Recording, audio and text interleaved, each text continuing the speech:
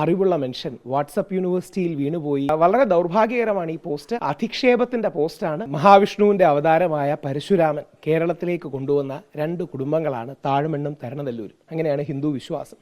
ആയിരക്കണക്കിന് വർഷം മുമ്പ് ഈ നാട്ടിൽ വന്ന് ഇവിടുത്തെ ക്ഷേത്രങ്ങൾക്ക് പ്രാണപ്രതിഷ്ഠ നടത്തി ജീവൻ നൽകിയതാണ്.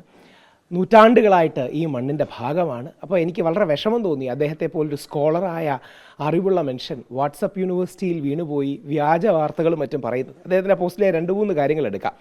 അതായത് ഒന്ന്, മനീതി ശബരിമലയിൽ ആചാരലംഘനം നടത്തി അശുദ്ധി വരുത്തിയ മനീതി സംഘം പോലും മനീതി സംഘം ശബരിമലയിൽ കയറിയിട്ടില്ല. മനീതി സംഘം താഴെ വെച്ച് തടയപ്പെടുകയാണ്. മനീതി സംഘം തമിഴ്നാട്ടിൽ നിന്ന് വന്ന് അങ്ങനെ പോയി. അപ്പം അതുപോലും ഫാക്ച്വലി മിസ്റ്റേക്കാണ്. 2, അദ്ദേഹം പറയുന്നു കണ്ടൊരു മോഹനരെ ഒരു വളരെ മോശപ്പെട്ട സ്ഥലത്തു നിന്ന് പോലീസ് പിടികൂടിയെന്ന്. ഞാൻ ആ വാക്ക് ഉപയോഗിക്കുന്നില്ല, അത് അദ്ദേഹത്തെ പോലൊരു മാന്യൻ്റെ എന്ന് വരുന്നത് ദൗർഭാഗ്യകരമാണ്. 2, കണ്ടൊരു മോഹനരെ പോലീസ് പിടികൂടിയിട്ടേ ഇല്ല. കണ്ടൊരു മോഹനർ ഈ കേസിലെ വാദിയാണ്, ഈ കേസിലെ പരാതിക്കാരനാണ്. അതായത് ശോഭാ ജോണും ബച്ചൂർ റഹ്മാനും അദ്ദേഹത്തെ തട്ടിക്കൊണ്ടുപോയി അദ്ദേഹത്തിൽ നിന്ന് സ്വർണവും കാശും മേടിച്ച കേസിൽ അദ്ദേഹം വാദിയാണ്. അതിനുശേഷം ബഹുമാനപ്പെട്ട കോടതി പറയുകയും ചെയ്തു ശബരിമല തന്ത്രിയെ ബോധപൂർവം കുടുക്കാൻ ശ്രമിച്ചതാണ് എന്ന് ബഹുമാനപ്പെട്ട ഹൈക്കോടതി പറഞ്ഞു. 3, രാജീവർ വ്യാജരേഖ ചമച്ച് സ്വർണ്ണക്കൊള്ള കേസ് നടത്തിയ കേസ് 2 കേസിലെ പ്രതിയാണ്. കണ്ഠരര് രാജീവർക്കെതിരെയുള്ള ആരോപണം വ്യാജരേഖയല്ല, അയ്യപ്പൻ്റെ അനുമതി മേടിച്ചില്ല, അല്ലെങ്കിൽ അയ്യപ്പൻ്റെ അനുജ്ഞ മേടിച്ചില്ല എന്നുള്ളതാണ്. അപ്പോൾ ഒരു പോസ്റ്റിൽ ഇത്രയധികം ഫാക്ച്വലി തെറ്റായ വസ്തുതാവിരുദ്ധമായ കള്ളങ്ങൾ ഒരാൾക്ക് എങ്ങനെ പറയാൻ കഴിയുന്നു എന്ന് അത്ഭുതപ്പെടുകയാണ്. പിന്നെ അടുത്തത്, മോഹനര് ജയിലിൽ കിടന്നപ്പോൾ, മോഹനർ എവിടെയാണ് ജയിലിൽ കിടക്കുന്നത്? എന്തൊക്കെ കള്ളങ്ങളാണ് പറയുന്നത്. മോഹനര് ജയിലിൽ കിടന്നപ്പോൾ അദ്ദേഹം തൻ്റെ മകനെ തന്ത്രിയാക്കണമെന്ന് ആവശ്യപ്പെട്ടു. കണ്ടൊരു മോഹനര് വാദിയായ കേസിൽ ശോഭാ ജോൺ അടക്കമുള്ളവരാണ് ജയിലിൽ കിടന്നത്. അപ്പം എവിടുന്നോ വാട്സപ്പ് കിട്ടി അദ്ദേഹം അതേപോലെ എടുത്ത് അദ്ദേഹത്തിൻ്റെ വോളിലിടുകയാണ്. അത് വളരെ ദൗർഭാഗ്യകരമാണ്. ഇനി എല്ലാവർക്കും അറിയാൻ വേണ്ടി, ശബരിമല, അതായത് ദേവസ്വം ബോർഡ് ശബരിമലയിലെ അഡ്മിനിസ്ട്രേറ്റീവ് കാര്യങ്ങളാണ് ചെയ്യുന്നത്, തന്ത്രി അവിടുത്തെ ആചാരപരമായ കാര്യങ്ങളുമാണ് ചെയ്യുന്നത്. ആചാര കാര്യങ്ങളിൽ പരമമായ വാക്ക് തന്ത്രിയുടെയാണ്. ശബരിമലയെ മാത്രമല്ല എല്ലാ അമ്പലങ്ങളുടെയും അഡ്മിനിസ്ട്രേറ്റീവ് കാര്യങ്ങൾ അത് ദേവസ്വം ബോർഡുമാണ്.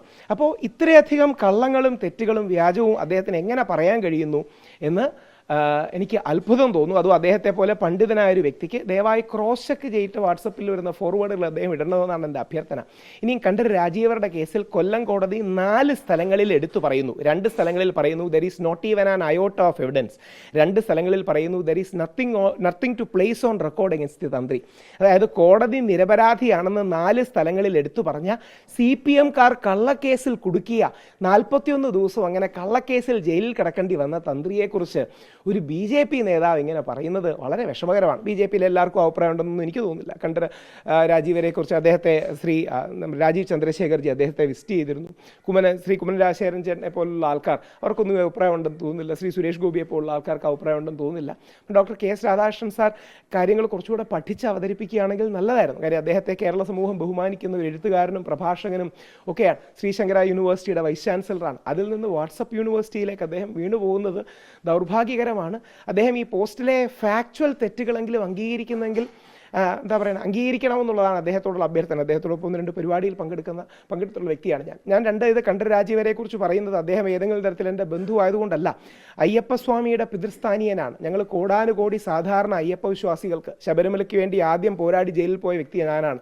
ഞങ്ങളടക്കമുള്ള കോടാനുകോടി അയ്യപ്പ വിശ്വാസികൾക്ക് തന്ത്രിയെ കുടുക്കിയതിൻ്റെ ദേഷ്യം CPM-നോടാണ്, ശ്രീ പിണറായി വിജയനോടാണ്. അപ്പോൾ ആ അവസരത്തിൽ തികച്ചും കള്ളം പറഞ്ഞൊരു പോസ്റ്റ് ഒരു BJP നേതാവിൽ നിന്ന് വരുന്നത് ദൗർഭാഗ്യകരമാണ്. BJP നേതൃത്വം അത് പരിശോധിക്കുമെന്ന് പ്രതീക്ഷിക്കും. എനിക്കതിൽ പ്രതികരിക്കുമെന്നാണ് എൻ്റെ വിശ്വാസം. കാര്യം ഹൈന്ദവ വിശ്വാസത്തിൽ അടിസ്ഥിതമായ പ്രസ്ഥാനങ്ങളാണ് രാഷ്ട്രീയ സ്വയംസേവക സംഘം, RSSും BJPയും. ചില ആശയപരമായ കാര്യങ്ങളിൽ ഒരു പക്ഷേ വ്യത്യാസമുണ്ട്. ഇപ്പം വാവരുടെ കാര്യത്തിലൊക്കെ വാവർ അയ്യപ്പൻ്റെ ഏറ്റവും മികച്ച മുസ്ലിം സുഹൃത്താണ്. ആ കാര്യത്തിൽ RSSലെ എല്ലാവർക്കും അല്ല, ചിലർക്ക് എതിരഭിപ്രായം ഉണ്ടാകാം. അങ്ങനെ തത്വാധിഷ്ഠിതമായ അഭിപ്രായ വ്യത്യാസം ഉണ്ടാകാം. എന്നാൽ അയ്യപ്പൻ്റെ കാര്യത്തിൽ, ശബരിമല തന്ത്രിയുടെ കാര്യത്തിൽ ഇതിലൊക്കെ ഒറ്റ സ്വരത്തിലാണ് എത്തേണ്ടത്. വളരെ ദൗർഭാഗ്യകരമാണ് ഈ പോസ്റ്റ്. അതും അപകീർത്തിപ്പെടുന്ന ഒരു പോസ്റ്റാണ്, അധിക്ഷേപത്തിൻ്റെ പോസ്റ്റാണ്, വസ്തുതാപരമായി തെറ്റായ പോസ്റ്റാണ്. അപ്പോൾ അദ്ദേഹത്തെ പോലെ വളരെ മുതിർന്നൊരു വ്യക്തി അതെടുത്തത് ദൗർഭാഗ്യകരമാണ്. അതും ഒരു തെറ്റിദ്ധാരണയാണ്. മകനെ തന്ത്രിയാക്കണമെന്നല്ല, തന്ത്രിസ്ഥാനം അവിടുത്തെ ഒരു കുടുംബത്തിനാണ്. ഈ അമ്പലത്തിലല്ല, നല്ലൊരു ശതമാനം കുടുംബത്തിലും കാരാണ്മയായിട്ടോ ഹെറിഡിറ്റി ആയിട്ടോ വരുന്നതാണ്. ഇപ്പം നമ്മുടെ തരണനെല്ലൂരുണ്ട്, അല്ലെങ്കിൽ ചേന്നാസ് ഉണ്ട്, പ്രമുഖ അങ്ങനത്തെ തന്ത്രി ഫാമിലീസ് ഉണ്ട്. പെട്ടെന്ന് ഓർമ്മ വന്ന പേരുകൾ പറഞ്ഞു എന്നേ ഉള്ളൂ. അതേപോലെ താഴമണ്ണുണ്ട്, ഇതേപോലെ അക്കീരവൺ കാളിദാസ ഭട്ടതിരിപ്പാടുണ്ട്, തിരുവല്ല ഭാഗത്ത് മറ്റ് തന്ത്രി കുടുംബങ്ങളുണ്ട്. അപ്പോൾ ഇവരെല്ലാം ഏറ്റവും പ്രഗത്ഭരായ രീതിയിൽ തന്ത്രവൃത്തി ചെയ്യിക്കുന്ന, ഇവർക്കെല്ലാം ജീവിതത്തിൽ വേറെ ഒരുപാട് ഇപ്പോൾ ആധുനിക കാലത്ത് കണ്ഠരര് ബ്രഹ്മദത്തനും കണ്ഠരര് മഹേഷ് മോഹനവർക്കൊക്കെ ഉന്നത വിദ്യാഭ്യാസം നേടി. പക്ഷേ അവരുടെ ജീവിതം അയ്യപ്പ സേവയാണെന്ന് തിരിച്ചറിഞ്ഞ്, ക്ഷേത്രസേവയാണെന്ന് തിരിച്ചറിഞ്ഞ് ആ സേവനത്തിലേക്ക് വന്നവരാണ്. അപ്പോൾ അവർക്കൊന്നും ജീവിതത്തിൽ ഒരു ബ്ലെമിഷുമില്ല, ഒരു ബ്ലാക്ക് മാർക്ക് പോലും കണ്ഠരരാജയുടെ ജീവിതത്തിൽ ഇതുവരെ ഇല്ല.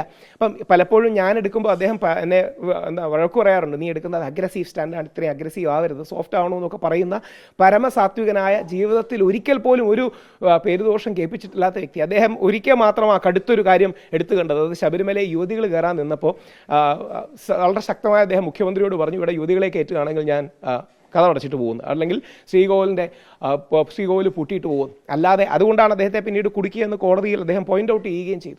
അപ്പോൾ ദൗർഭാഗ്യകരമാണ് ഇത്തരം കാര്യങ്ങൾ. ഹിന്ദു വിശ്വാസങ്ങളെ അവഹേളിക്കലാണ്. ഹിന്ദു ആചാരങ്ങളെ ഒരു BJP നേതാവ് അവഹേളിക്കുന്നത് വളരെ ദൗർഭാഗ്യകരമാണ്.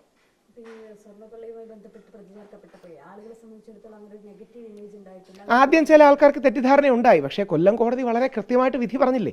കൊല്ലം കോടതിയിലെ വിധിയിൽ അദ്ദേഹത്തിന് വെറുതെ ജാമ്യം കൊടുക്കുകയല്ല. ഒരുപക്ഷെ താങ്കൾ ശ്രദ്ധിച്ച് കാണും, ബാക്കി എല്ലാവർക്കും SIT കുറ്റപത്രം സമർപ്പിക്കാത്തതുകൊണ്ട് 90 ദിവസം കഴിഞ്ഞ് ജാമ്യം കിട്ടിയതാണ്. എന്നാൽ ശബരിമല തന്ത്രിക്ക് അങ്ങനെയല്ല. വളരെ ആക്റ്റീവായി കോടതിയിൽ വാദിച്ച് അതിശക്തമായ SIT എതിർത്തെങ്കിലും 41-ാം ദിവസം അദ്ദേഹത്തിന് ഒരു മണ്ഡലകാലത്തിൻ്റെ കണക്ക് പോലെ 41 ദിവസം കഴിഞ്ഞ് കോടതി കൃത്യമായ നിരീക്ഷണങ്ങളോടെ 4 സ്ഥലങ്ങളിൽ ഇദ്ദേഹം നിരപരാധിയാണെന്ന് എടുത്തു പറഞ്ഞുകൊണ്ട് ഒരു വിധി വന്നതാണ്.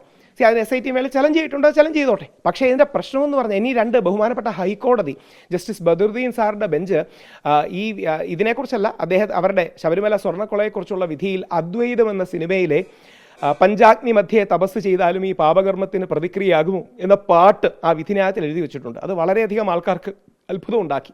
ആദ്യമായിട്ടായിരിക്കും ഒരു കോടതി വിധിയിൽ ഒരു സിനിമാ പാട്ട് വരുന്നത്. ആ സിനിമാ പാട്ടിൻ്റെ കോണ്ടെക്സ്റ്റ്, സാഹചര്യം എന്ന് പറഞ്ഞാൽ അദ്വൈതം എന്ന സിനിമയിലെ തന്ത്രിയെ കള്ളക്കേസിൽ കുടുക്കി, തന്ത്രിയാണ് തിരുവാഭരണം കട്ടത് എന്ന് പ്രചരിപ്പിച്ചതാണ്. അപ്പോൾ പൊതുസമൂഹത്തിന് ഇതിൻ്റെ സത്യങ്ങൾ അറിയാം. ഈ സത്യങ്ങൾ അറിയാതെ തന്ത്രിയെ കരിവാരത്തേക്കുന്നതിൽ എന്തർത്ഥമുള്ളത്? അതും കോടതി നിരപരാധിയാന്ന് പറഞ്ഞ് തന്ത്രിയെ കരിവാരത്തേക്കുന്നതിൽ എന്തർത്ഥമാണ്? അല്ല, അങ്ങനെയല്ല. അദ്ദേഹം മുമ്പും കണ്ഠരര് ബ്രഹ്മദത്തൻ, അദ്ദേഹം നിയമത്തിലൊക്കെ വളരെ ഉന്നതമായ ബിരുദം നേടിയ വ്യക്തിയാണ്. പക്ഷേ അയ്യപ്പനോട് വളരെ ഡെഡിക്കേറ്റഡ് ആണ്. അദ്ദേഹം കഴിഞ്ഞ തവണ ഇദ്ദേഹത്തെ അസിസ്റ്റ് ചെയ്തിരുന്നു. ഇവർക്ക് രണ്ടും പ്രായം വളരെയധികമായി. അപ്പോൾ എന്താ പറയുക, 60കളുടെ മധ്യത്തിലാണ് കണ്ഠരര് രാജി, ഇവർ 70കളാണ് കണ്ഠരര് മോഹനര്. അപ്പം കണ്ഠരര് മഹേഷ് അടുത്ത തലമുറയിലേക്ക് അത് വരികയുണ്ടായി. കണ്ഠരര് രാജീവർ അടുത്ത തലമുറയിലേക്ക് വരികയുണ്ടായി. അപ്പോൾ കോടതി നിരപരാധിയാണെന്ന് പറഞ്ഞിട്ട് പോലും ആരെങ്കിലും ഹിന്ദു വിശ്വാസങ്ങളെയോ ശബരിമലയോ അധിക്ഷേപിക്കാൻ ശ്രമിച്ചാൽ അത് വളരെ വേദനാജനകമാണ്. ഈ വലതുപക്ഷത്തു നിന്ന് തന്നെ ശബരിമല യുവതി പ്രവേശനം വേണം എന്ന് പറഞ്ഞൊരു കാര്യം ഇപ്പോൾ ഓർമ്മ വരുന്നത്. ചില ആൾക്കാർ ശബരിമല യുവതി പ്രവേശനം വേണമെന്ന് വാദിച്ചിരുന്നു. അതിനോട് സമാനമാണ്. പക്ഷേ ബഹുഭൂരിപക്ഷത്തിൻ്റെ മനസ്സെന്താണെന്ന് എല്ലാവർക്കും അറിയാം. അവർ തന്ത്രിയോടൊപ്പമാണ്, അയ്യപ്പസ്വാമിയോടൊപ്പമാണ്, ശബരിമലയോടൊപ്പമാണ്.